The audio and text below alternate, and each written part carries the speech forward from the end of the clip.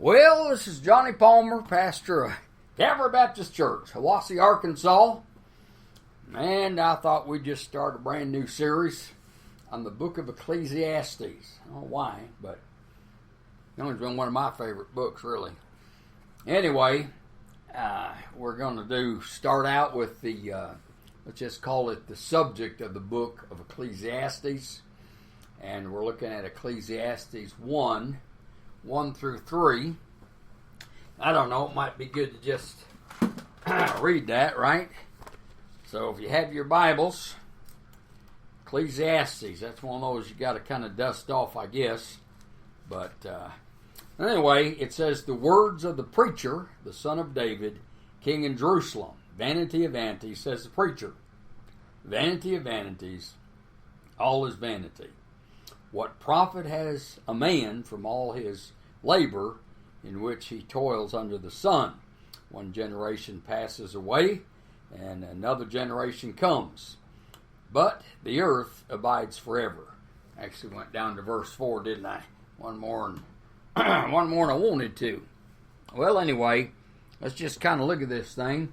William Shakespeare wrote this: tomorrow and tomorrow and tomorrow creeps in this petty pace from day to day, to the last syllable of recorded time, and all of our yesterdays have lighted fools the way to dusty death. Out, out, brief candle! Life's but a walking shadow, a poor player that struts and frets his hour upon the stage, and then is heard no more. It's a tale told by an idiot, full of sound and fury, signifying nothing. Well, the question before us is this: is life really worth living? Okay?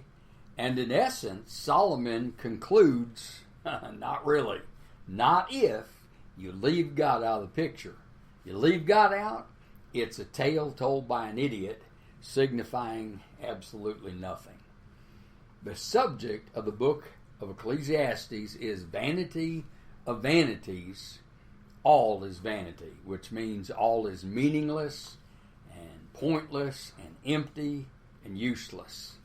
How utterly tragic when life becomes hollow and we feel unfulfilled, we feel insignificant, useless, irrelevant. Listen to how various translations translate this. Here's one, the Message Bible. These are the words of the quaestor, David's son, and king in Jerusalem. Smoke, nothing but smoke. That's what the quaestor says. There's nothing to anything. It's all smoke. What's there to show for a lifetime of work, a lifetime of working your fingers to the bone? The Amplified Bible puts it like this: the words of the preacher, the son of David, king in Jerusalem. Vanity of vanities, says the preacher.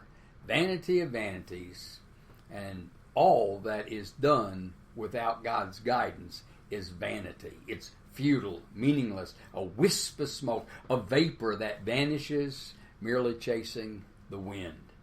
What advantage does man have from all of his work which he does under the sun while earthbound?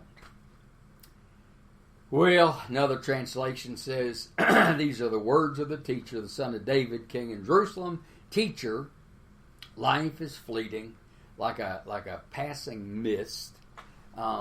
He says it's like trying to catch hold of a breath, and all vanishes like a vapor. Everything is a great vanity. What good does it do anyone to work so hard again and again? Sun up to sundown, all his labors gain but a little. New Century Version says, when the son of David was king in Jerusalem, he was known to be very wise, and he said, nothing makes sense. Everything is nonsense. I've seen it all, and nothing makes sense. What is there to show for all of our hard work here on earth? Well, that kind of gives you a good picture of what these first three verses mean. So let's just start out. We got the subject of Ecclesiastes. You have the man who wrote this journal. And first, notice he's a speaker. It says the words of the preacher. Well, the root word means to assemble together. And the implication is of one who spoke before an assembly of people. Now, preacher is not the only way to translate this Hebrew name, Qoheleth. We could use words like teacher, the philosopher, the spokesman. Yet, preacher may be the best translation of all because the Hebrew root of the word Qoheleth literally means to gather, to collect, or assembly. And the verb Qoheleth refers to the gathering or assembly of a community of people, especially for the worship of God. So Qoheleth is not so much a teacher in a classroom, but probably more like a pastor in a church. Ecclesiastes is a form of the Greek ecclesia, which is the common New Testament word for church.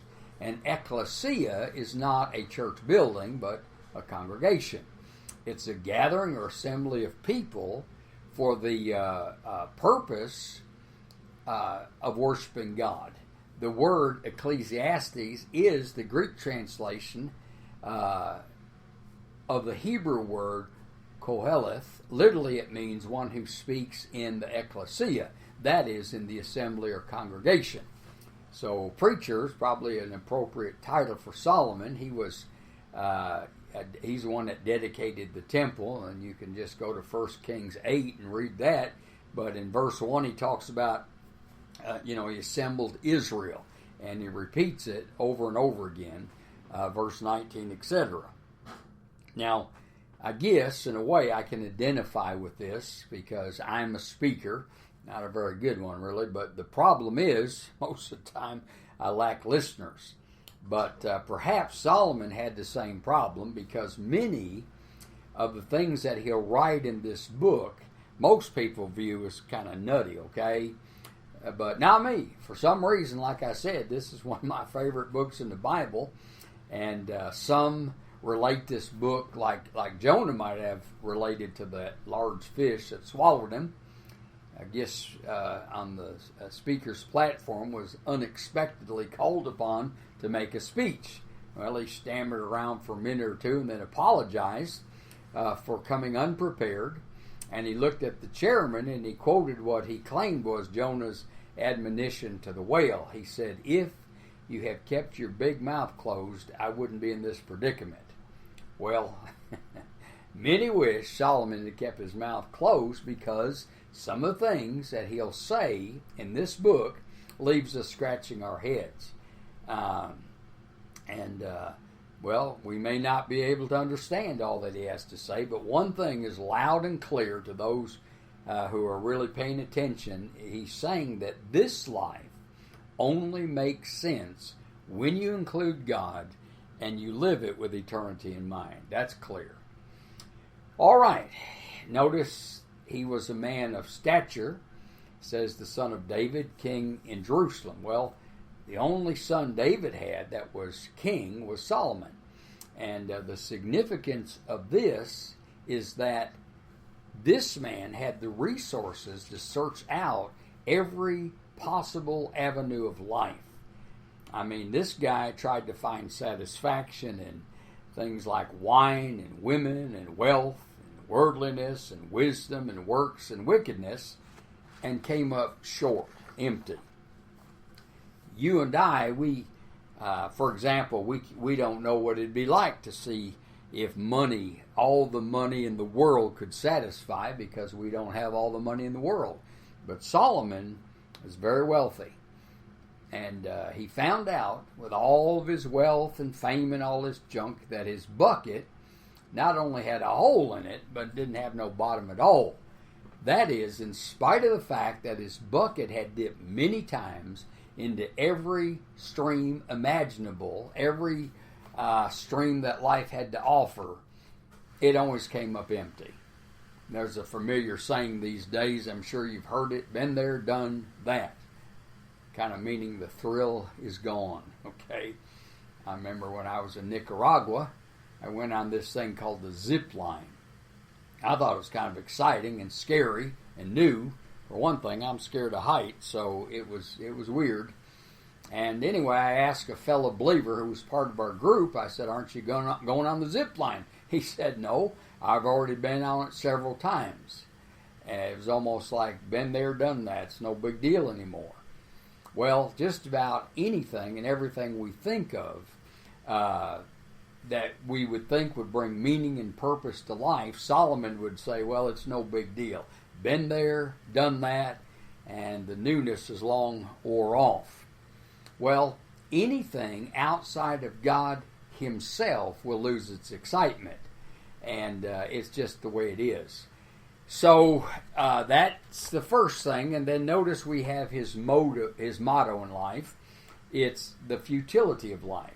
You'll see different translations translate it different ways, but it's basically vanity of vanities.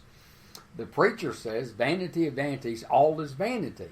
You know, Solomon kind of liked that word vanity. Like he used it like 38 times in the book of Ecclesiastes. And the word means empty, futile, kind of like a vapor, you know, that appears and then quickly vanishes away, leaving nothing behind. I mean, I read this. There was a contest at a college for students to give the best definitions of life. And here's some of the definitions. One college student wrote this: life is a joke that isn't very funny. Another one wrote, life is a jail sentence we get for the crime of being born. Another one said, life is a disease for which the only cure is death.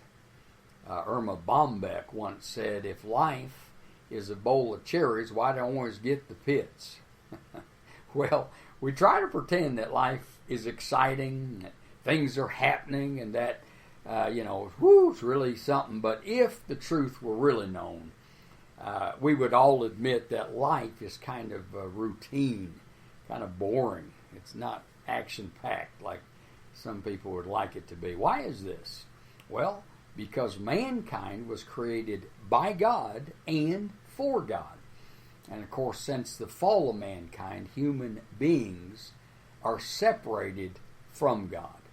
And really, it's that separation that causes all of these problems, you know.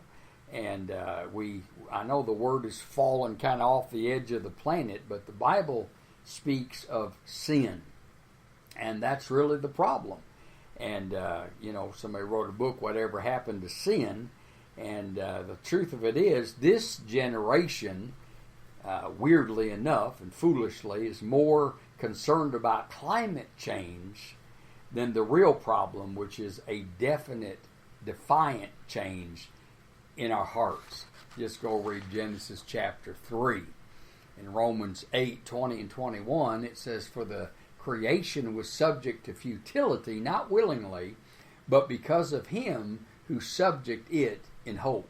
Because the creation itself also will be delivered from the bondage of corruption into the glorious liberty of the children of God. For we know that the whole creation groans and labors with birth pains together until now.